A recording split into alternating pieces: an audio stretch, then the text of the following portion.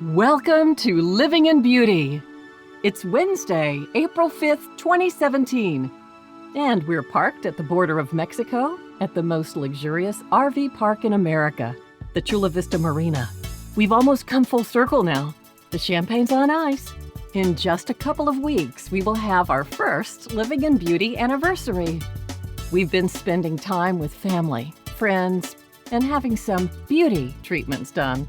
New sink and faucet, new easy chairs, which should arrive tomorrow, and just a long list of upgrades and details that are best done in comfortable, cushy digs like the marina.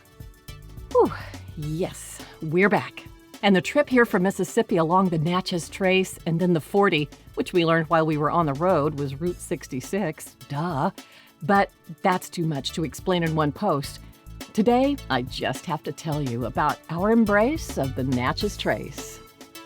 Like most of our travel this year, driving the Natchez Trace was more than a pleasure trip. It was pilgrimage. Generations of Jim's relatives used to live along the Trace. Johnsons, Thurmans, and Bobos. Jim's people are all in the ground now or moved on, but we wanted to see the places Jim knew from his childhood and visit his biscuit crumb memories scattered up and down that long old road. Did his grandmother's house still stand in Port Gibson? And how about the church where his parents married? Was it still there? Would he even recognize these places if he could find them? Was the old family farm where Uncle BJ lost his hand still a farm, or had it been developed? Of course, the Ride with Rose chain of service stations his other one-handed uncle managed must be gone, but were the buildings still there? Yes, Jim had two one-handed uncles. His mother's brother, BJ, lost his right to a corn picker, and his father's brother, James, lost his left to dynamite. Accidents of youth and inexperience. When Jim was young, he thought uncles were one-handed men. In high school, when I told Jim I was going to Mississippi for the summer to visit my uncle, he joked, "Left or right?" While driving along the Natchez Trace, an historically treacherous route, haunted by genocide, murdering robbers, suicide, civil war, an exiled civilization, witchy kinds of places, and other horrors, we happily ambled along, picnicking on fried chicken, waving at cyclists, and schmoozing with fellow campers who hailed from just about everywhere, as we all marveled at the eye-popping spring foliage, beautifully maintained park amenities, and roadside historic markers.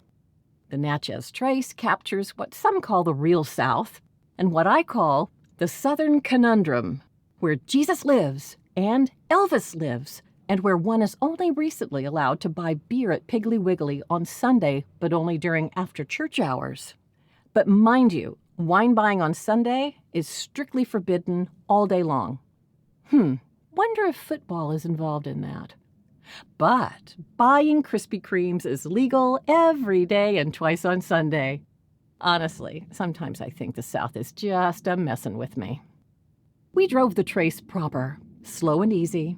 Peak seasons are March to April and October to November, but any section of the highway is a good bet for a relaxing Sunday drive any day of the week, any time of year. It took us 5 days to drive the entire 440-mile historic wilderness highway from Natchez to Nashville, and we would have savored it even longer if not for Stella! The nor'easter that changed our plans. At the beginning of the Trace, the charming city streets of Natchez are very narrow and most are one way, so it's best to park at the Visitor Center, which offers free overnight RV parking with electrical hookups, and then casually stroll the neighborhood by foot or bicycle. Everyone who travels to Natchez is there for the mansions, but when it dropped to 35 degrees overnight, we dove into our heated truck seats and hit the road. We do regret leaving the hospitality of Natchez so soon, but we will be back.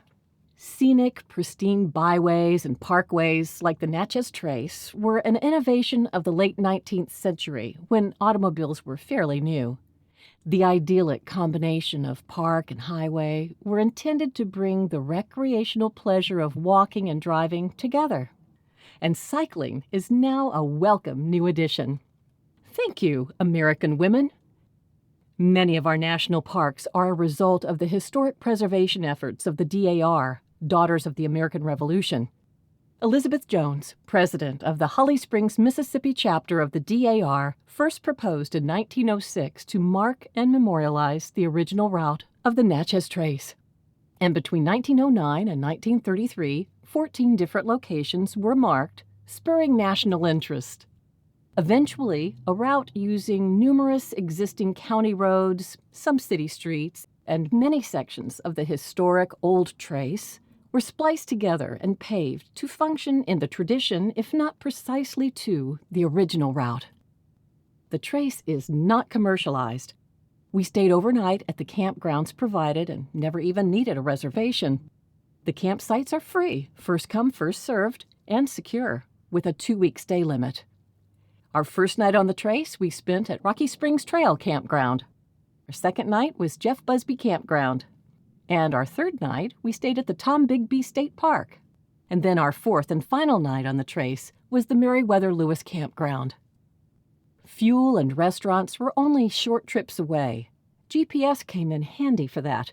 Sometimes we were surprised to see how close we were to housing developments and commercial districts in nearby towns. The Park Service does a great job deflecting traffic and city noise, nurturing a sense of wilderness with split-rail fences, historic markers, mileposts, and densely forested natural boundaries. It is a truly rare driving experience. There are hundreds of places where you're invited to pull off and view a ruin, a ghost town, a Chickasaw or Choctaw mound. We never unhitched, and some of the sites were a little too narrow to accommodate a rig our size, but most were just fine. And I'm telling you, from Natchez to Nashville, the food and drink was slap ya mama.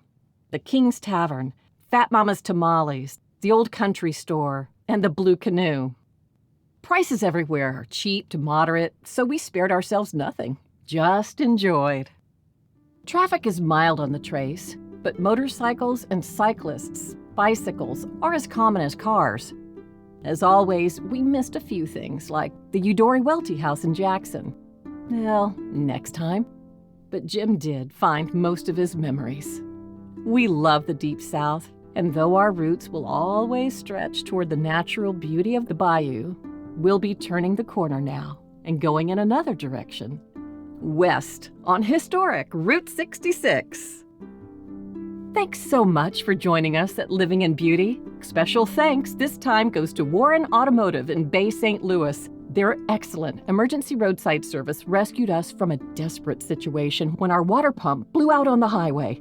We are so grateful for the expert gentleman mechanics at Warren Automotive in Bay St. Louis. All right, that's it. Have a great week.